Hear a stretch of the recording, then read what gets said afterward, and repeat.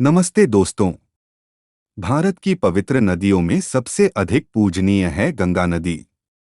लेकिन क्या आप जानते हैं, गंगा नदी केवल एक नदी नहीं बल्कि हिंदू धर्म में एक पूजनीय देवी हैं।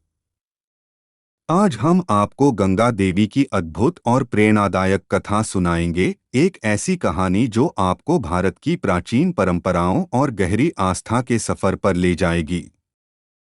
गंगा देवी का जन्म एक असाधारण परिवार में हुआ था। उनकी माता मेना एक दिव्य अप्सरा थीं और उनके पिता स्वयं पर्वतों के देवता हिमावत थे। गंगा की बड़ी बहन पार्वती थी, जो कैलाश पर्वत पर भगवान शिव के साथ निवास करती थी। गंगा एक खूबसूरत, जीवंत और दिव्य शक्तियों से संपन्न देवी थी। कहा जाता है कि शुरुआत में वो केवल स्वर्गलोक में बहती थीं। एक बार पृथ्वी पर एक महान राजा हुए, जिनका नाम सागर था। राजा सागर के 60,000 पुत्र थे। एक दिन उन्होंने देवताओं के लिए अश्वमेध यज्ञ करने का फैसला किया, जिसमें एक घोड़े की बलि देनी होती है। लेकिन स्वयं इंद्रदेव ने ईर्ष्यावश उस घोड़े को चुरा लिया और उसे पाताल लोक में एक ऋषि के समीप छिपा दिया। सागर के पुत्रों ने घोड़े को खोज निकाला, लेकिन ऋषि का ध्यान भंग करने पर क्रोधित होकर उन्होंने ऋषि को अपशब्द भी कह दिए। इस अपमान से क्रुद्ध ऋषि ने एक श्राप दिया, जिससे सागर के 60,000 पुत्र जलकर भस्म हो गए। उनकी आत्माएं बिना मुक्ति के भटकने लगीं, क्योंकि उनके अंतिम संस्कार नहीं हुए थे। राजा सागर की पीढ़ियों बाद भागीरथ नाम के एक साहसी राजकुमार ने अपने पूर्वजों की दुखती आत्माओं को मुक्ति दिलाने का दृढ़ संकल्प किया। उन्होंने कठोर तपस्या की और भगवान ब्रह्मा को प्रसन्न किया। ब्रह्मा जी ने उनकी प्रार्थना सुन ली और गंगा देवी को उन 60,000 आत्माओं की मुक्ति के लिए पृथ्वी पर भेजने का आदेश दिया। जब गंगा देवी को ये आदेश मिला तो वह क्रोधित हो गईं। उन्होंने सोचा कि पृथ्वी उनके प्रवाह का वेग सहन नहीं कर पाएगी। ब्रह्मा जी ने इस समस्या का एक अद्भुत समाधान निकाला। उन्होंने भोलेनाथ भगवान शिव से गंगा देवी के प्रवाह को रोकने का अनुरोध किया। महादेव ने गंगा जी के प्रवाह को अपनी घनी जटाओं में समाकर पृथ्वी को विनाश से बचा लिया। उनकी जटाओं से होते हुए गंगा की कई धाराएं पृथ्वी पर उतरीं, सागर के पुत्रों की आत्माओं को पवित्र करती हुईं। इस तरह गंगा मां ने पाताल लोक में 60,000 आत्माओं को अपने पवित्र जल से मोक्ष प्रदान किया। गंगा देवी से जुड़ी एक और महत्वपूर्ण कथा है। इंद्रदेव के 8 सेवक, जिन्हें वसु कहा जाता है, ने एक बार एक ऋषि का पवित्र कामधेनु गाय चुरा लिया था। इस अपराध में ऋषि ने उन्हें श्राप दिया कि उन्हें मनुष्य के रूप में पृथ्वी पर जन्म लेना होगा। वसुओं ने गंगा देवी से उनकी मां बनने की विनती की। गंगा देवी ने इस शर्त पर उनका अनुरोध स्वीकार किया कि मनुष्य जन्म लेने के उपरांत वो उन्हें तुरंत अपने जल में विसर्जित कर उन्हें श्राप से मुक्त कर देंगी। सदियों बाद कुरु वंश के राजा शांतनु अपनी अद्भुत सुंदरता के लिए प्रसिद्ध थे। एक दिन भागीरथी के तट पर विचरते हुए राजा शांतनु की दृष्टि गंगा नदी से स्नान करके निकलती हुई एक अतिसुंदर देवी पर पड़ी। वह गंगा देवी थीं। राजा शांतनु उन पर मोहित हो गए और उनसे विवाह का प्रस्ताव रखा। गंगा देवी ने एक शर्त पर विवाह के लिए सहमति दे दी। राजा शांतनु कभी भी उनके कार्यों पर प्रश्न नहीं करेंगे।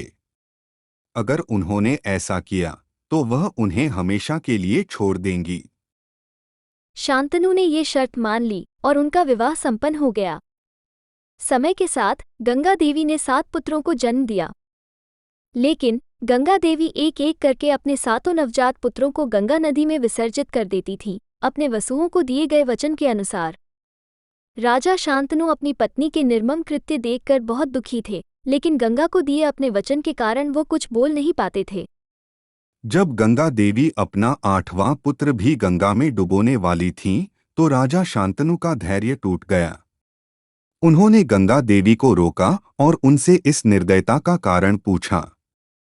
जैसे ही शांतनु ने अपना वचन तोड़ा, गंगा देवी ने उन्हें अपने पूर्व जन्मों की कहानियां बताईं।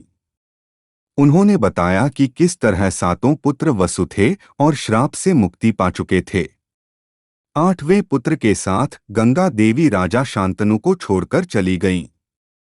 8वां पुत्र, जिसे देवव्रत नाम दिया गया, भीष्म कहलाए और महाभारत के सबसे महान योद्धाओं में से एक माने जाते हैं।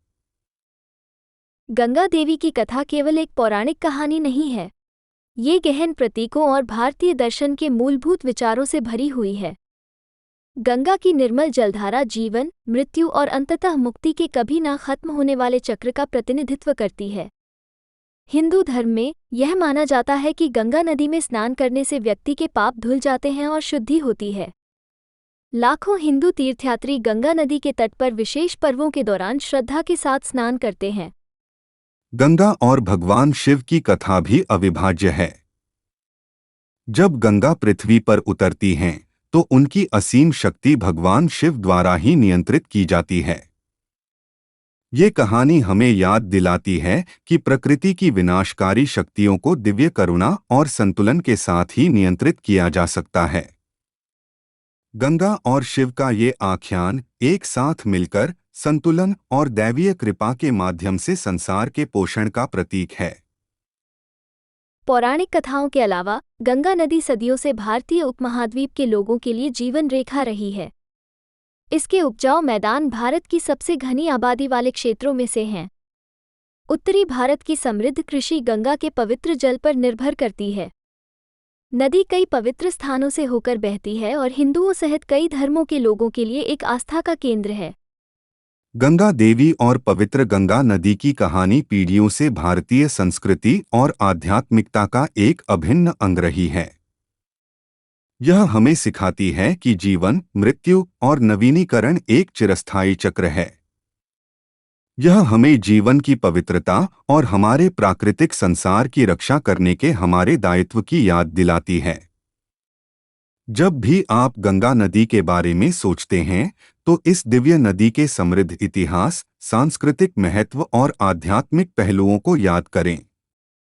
दोस्तों, मुझे आशा है कि आपको गंगा देवी की पवित्र कथा अच्छी लगी होगी। अगर ये वीडियो आपको पसंद आया हो, तो इसे लाइक और शेयर करना ना भूलें। धन्यवाद।